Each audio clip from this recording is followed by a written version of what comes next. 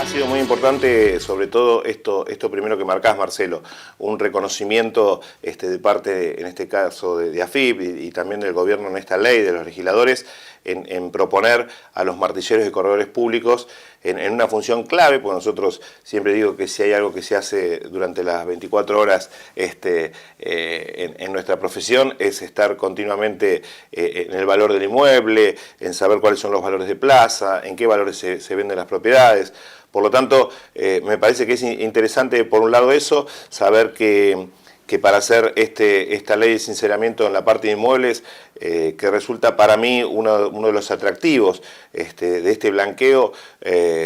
Yo en 23 años no vi de profesión una posibilidad así.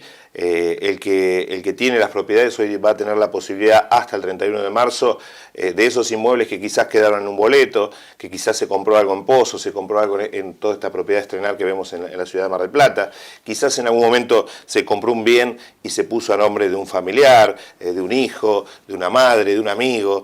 La gente tiene que entender que acá va a tener la gran posibilidad de todos esos bienes registrarlos como corresponde, con un sistema que ha sido un sistema que ha dado resultados efectivos, sobre todo en Chile, que se ha copiado casi del sistema de Chile.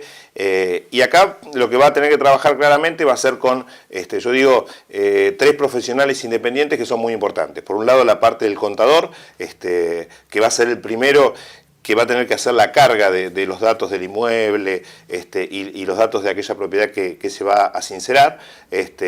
De ahí, a partir de la carga y a partir de cierta documentación que por supuesto va a tener que ser respaldatoria. La gente tiene que entender que los inmuebles que se van a poder sincerar son todos los inmuebles anteriores a la ley. A partir de ahí, esos bienes se tienen que incorporar en AFIP, seguramente con el contador, a través de carga fiscal, a través de una serie de requisitos que son pocos y sencillos, pero que hay que cumplirlos, tener un correo electrónico fiscal, se incorpora todos los datos y a partir de ahí el sistema genera una clave, una contraseña de dígitos, de 14 dígitos, que nosotros el martillero debemos recibir esos 14 dígitos para empezar a trabajar. ¿Y en qué vamos a trabajar? En lo que decís vos, en evaluar el inmueble con una foto muy clara que va a ser los valores de los inmuebles que tenemos que dar nosotros, AFIP, en esa tasación, en esa validez del valor que se van a tasar esos inmuebles que se blanquean, es una foto al 22 de julio. Es decir, nosotros lo que tenemos que ver es si esta persona lo compró hace 10 años, tenemos que ver qué valor tiene la propiedad al 22 de julio de este año y eso es lo que hay que informar a AFIP. La nómina que está en AFIP tiene que ver con colegios profesionales, es decir, toda la nómina que hay en AFIP de los martilleros que intervenimos en este tipo de sinceramiento, en estas evaluaciones, tenemos una responsabilidad. Y por supuesto, si AFIP considera que hay alguna omisión, alguna negligencia, algún grave error, yo estoy seguro que AFIP nos irá a citar y nos irá a decir, bueno, a ver qué parámetros tomó usted para tomar este valor. Por lo tanto, yo creo que este trabajo del sinceramiento y de la tasación, el cliente también o la persona que esté pensando en hacer esto, tiene que trabajar con seriedad, tanto con su contador, tanto con su martillero y corredor público de confianza y tanto con el escribano. ¿Por qué el escribano? Vuelvo a citarlo, porque también hay que entender que, por un lado, esta primera etapa es sincerar esos inmuebles, ¿sí? Es decir, que esos inmuebles que el régimen permite que vuelvan a estar a nombre de quien realmente los compró, ¿sí? Después tenemos otra etapa que va a ser la etapa de escrituración, ¿sí? Para la etapa de escrituración, ¿sí? AFIP, la ley prevé un plazo hasta abril del 2018. Esto también es importante para que la gente entienda cómo va a funcionar. Por un lado, la persona que va a sincerar ese inmueble va a tener que pagar sobre ese valor de tasación que se haga y demás, un 5% del impuesto que va a ser para los inmuebles que se registren, para los inmuebles que se sinceren. Eso va a ser en esta primera etapa, donde ese 5% también lo va a tener que abonar al 31 de marzo del año que viene. Después tendrá la otra etapa, que va a ser la etapa de escriturar ese inmueble.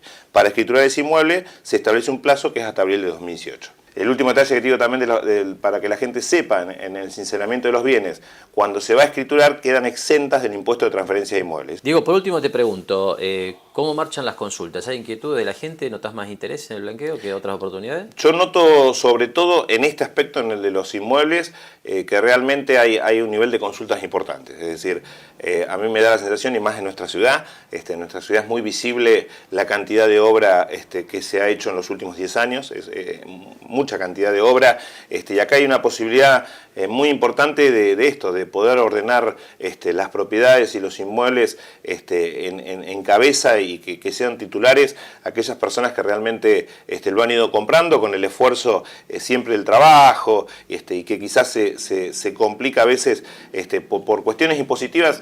¿Por qué, Marcelo? Yo ayer escuchaba también al presidente que decía, bueno, la carga impositiva también que tiene el contribuyente, o que tiene aquel que trabaja y que compra una propiedad, que invierte en el país, que invierte en ladrillo, esa carga impositiva también ha sido altísima, ¿no? O sea, uno a veces dice, bueno, sincerar, que todo opere por un sistema bancario.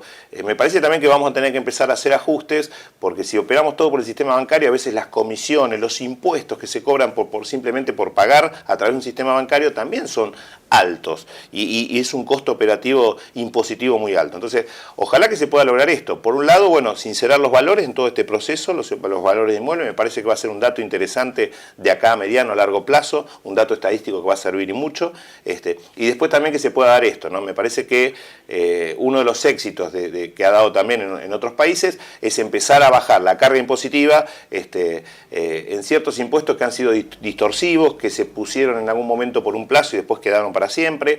Entonces me parece que ahí está otra de las claves, ¿sí?